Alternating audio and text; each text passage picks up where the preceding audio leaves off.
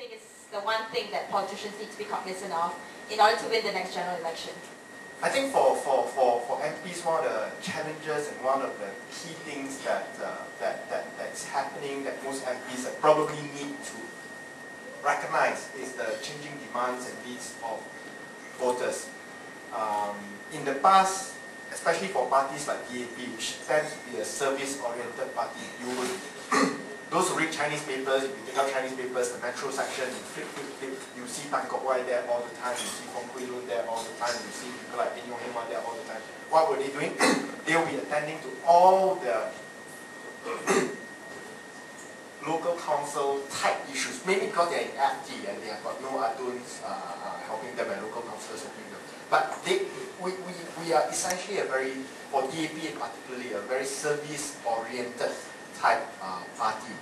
Lee Lam Tai is famous for those of you who remember who Lee Lam Tai is. He was the former MP for Bukit Bintang for DAP. He was famous for taking his typewriter, sitting in the Jalan Petaling or Pudu area and waiting for complaints to come to him, and he does just sitting there typing out complaint letters on behalf of all the hawkers and so on.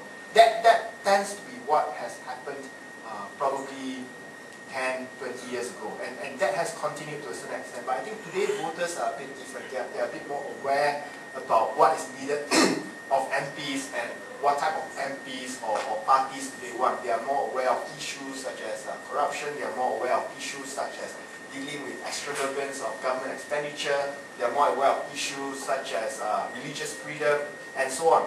And I think that particularly is of great importance, probably in my constituency, in Petaling Jaya Utara.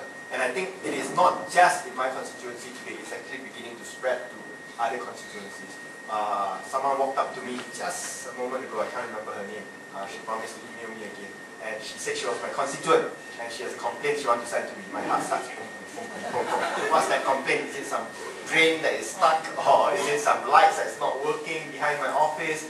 It wasn't. It was actually about the issue of government agencies being not working in particular ways that we should be working. And I think that stands to be the direction that it's going. And I think that was a major contrast between not to brag about myself, but more about what has happened in my constituency before 2008 when Chu Mi Fan was the MP there. She was a fairly hardworking MP, I think there's no doubt about that. She goes to all residential associations, she donates plenty of money, she makes sure that the drains are unclogged, she makes sure the street lights are working. But the voters voted overwhelmingly in favor of the opposition. Well, I'm saying the opposition. Reversing a 14,000 majority to a 20,000 majority for me. So those are the major shifts, I think. So you're saying that before 2008, voters were quite happy to have a service-oriented kind of MP, but post-2008, they're looking for much more. So, yeah, and then much more is what?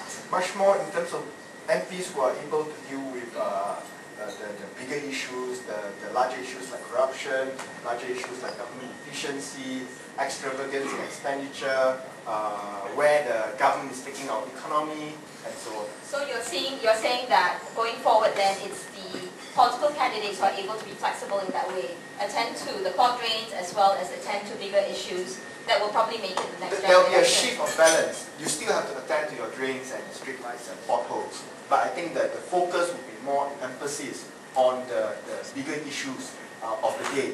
Do you agree, Izzah?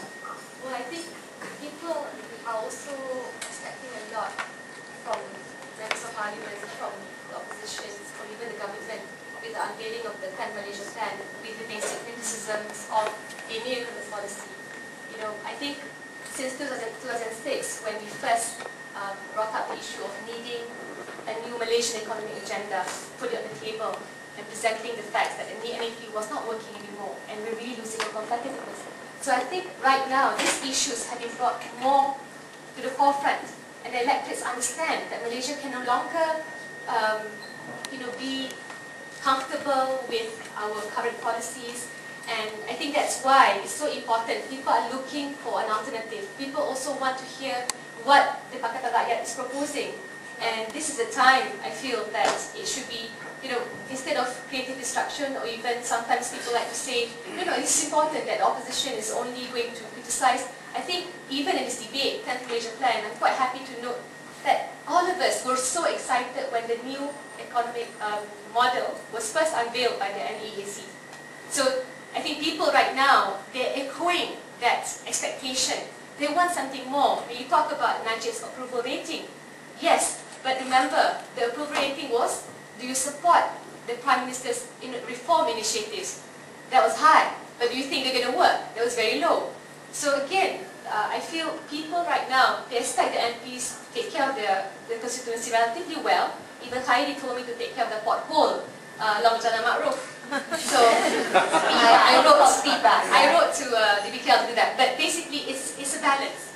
Do that, but at the same time, raising national related issues, making sure you're giving sort of working, constructive suggestions at the main economic front. So it's a balance, and I think people really want to see that a two-party system might be in the offering in the future.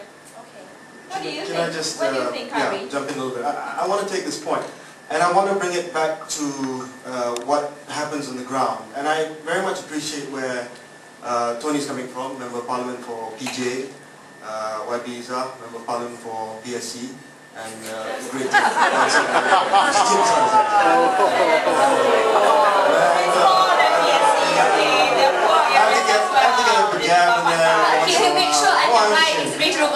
Otherwise, Range Rover, one right, at least, otherwise it's going to be boring, right?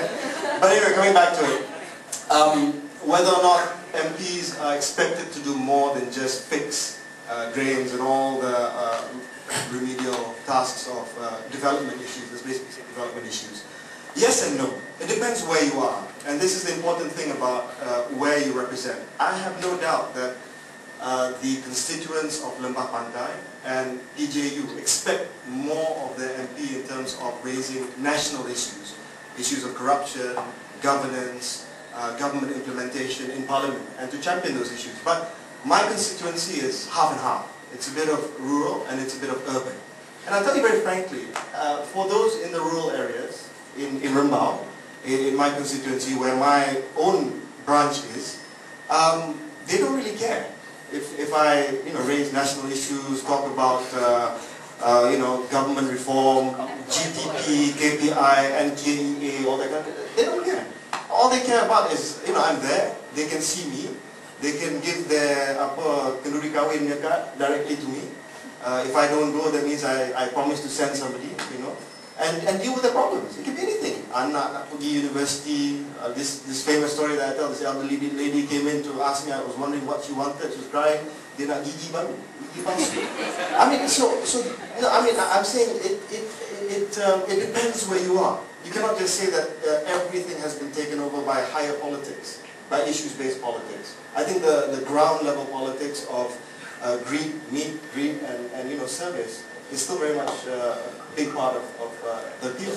But do you think that going forward, issues about merit-based policies will be a big thing in the next general election compared to the race-based policies that we've been dealing with? Absolutely, absolutely. All I'm saying is that don't forget the actual physical contact that the MP or the adons need to do is actually equally important as well. I don't think that's completely gone.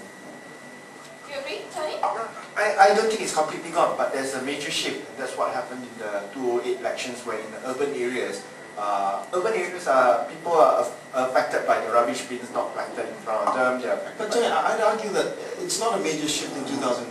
It's a major shift that happened in 1999, the 2000 elections. That's when really issues-based politics hit us hardest. And it just carried on.